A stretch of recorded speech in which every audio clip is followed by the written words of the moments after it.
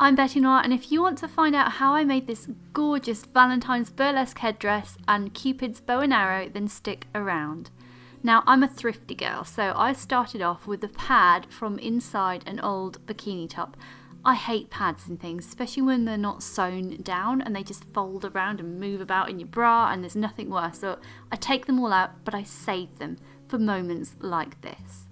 So here I'm sketching out half of a heart, and I'm only having to do half because I'm going to fold this over and then cut out so that it turns out symmetrical.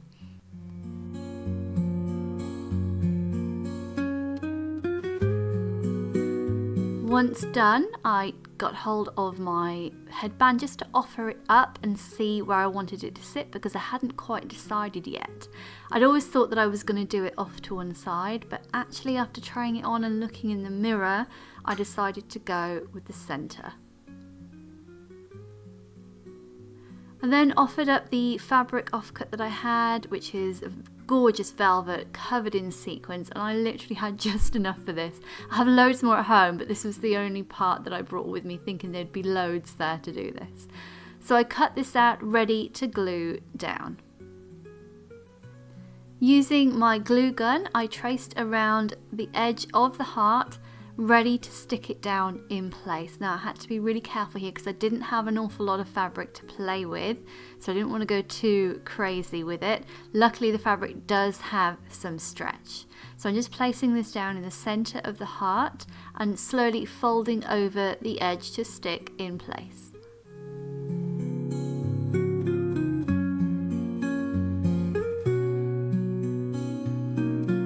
Once done, I decided I wanted to go all out with this and give it a nice finish, so I used the offcut from that fabric that didn't have the sequins on just to line the underside of this heart as well, and I actually sewed this one down to give it a nice finish.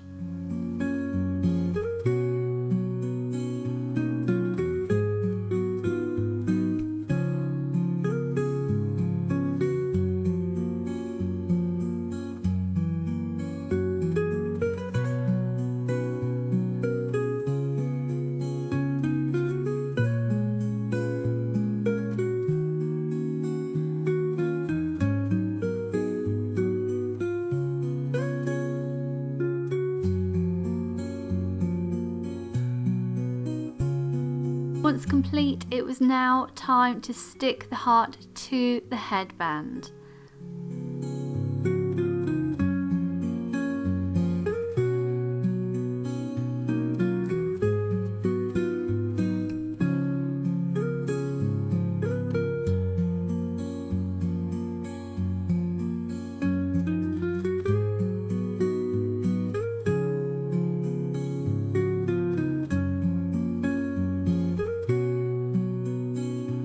To make this headband even more extra, I wanted to add some height. Now, I bought this polystyrene heart years ago to start this act, and I got as far as PVA gluing it and putting some glitter on it. So now it was time to dig out the old and put it to some good use. I used some thin pieces of wire to push up through the center of the heart, and then made a small hole in the fabric heart to wrap this around and fix in place. I then remembered that I had some red feathers upstairs in my studio dressing room, so I ran up and I pinched those because they would be so perfect for this headdress. And because the heart was polystyrene, all I had to do was push them down into place, and they were nice and secure.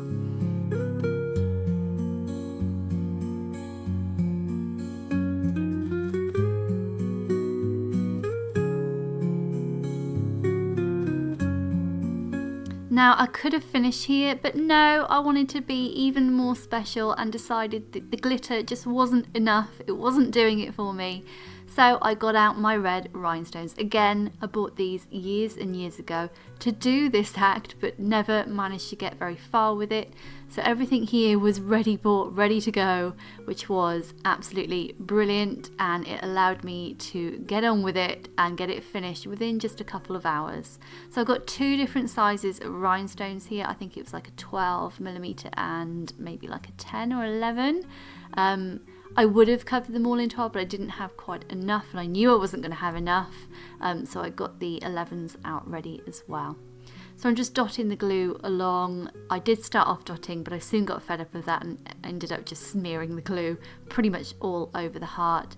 You do have to be careful with polystyrene because this type of glue can kind of disintegrate it and melt it a little bit, which it did do in places, but because the rhinestones are so sparkly, you can't really tell, thank goodness.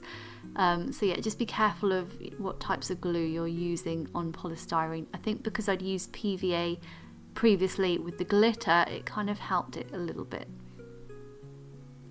Now this took me hours. It was a tedious job, but I'm so glad I persevered because the finished result is beautiful. I am so in love with this headdress.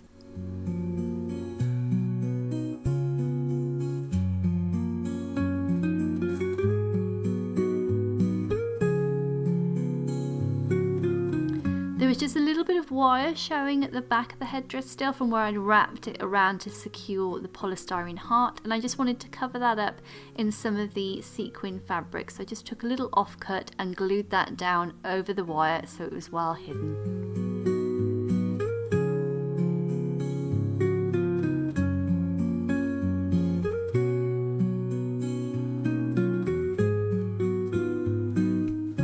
So that is the headdress complete. Next in line is to do the cupid's bow and arrow. I purchased this bow and arrow really cheap on Amazon, and it looks really tacky and it looks cheap. So my task now is to zhuzh it up and get it all sparkly and stage ready.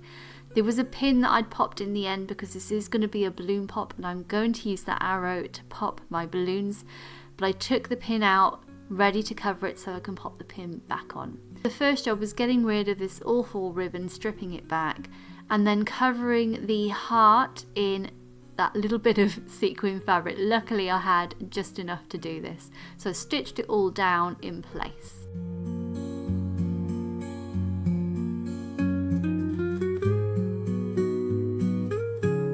I then replaced that god-awful pink ribbon with some lovely red velvet ribbon.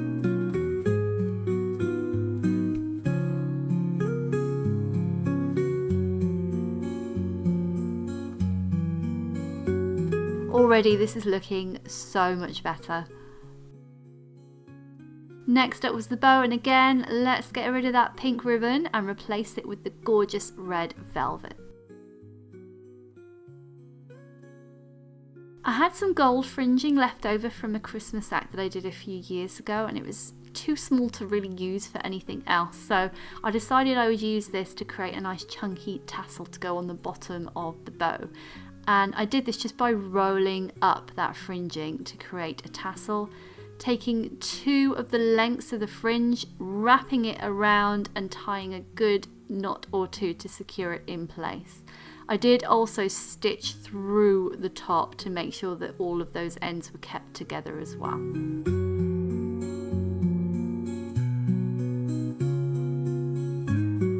So I decided to add on some of the red ribbon to the tassel just to finish it off. So now it's time to figure out how to attach the tassel to the bottom of my bow. I knew I wanted to add some of that red ribbon, so what I did was tied it around and then created a kind of tab of ribbon to attach the tassel to. So I bought these little jewellery spinners. I don't know what they're used for, I guess to stop necklaces getting twisted, and I bought them to make some nipple tassels with so that the tassels can spin more easily. So I've used one of those attached to the tab at the bottom of my bow and the top of my tassel to fix in place. I secured the tassel by pulling up a couple of threads from the length to create a loop and just run that through the tab. At the end the loop was a little bit too long, so I found the short threads within the tassel and pulled them taut again to shorten that length. And here is the finished result. It looks so good. I'm so excited to get the rest of this costume finished. I think it's going to be such a cute act. I hope you enjoyed this little run through of how I made it and hope it inspires you to make your own items too.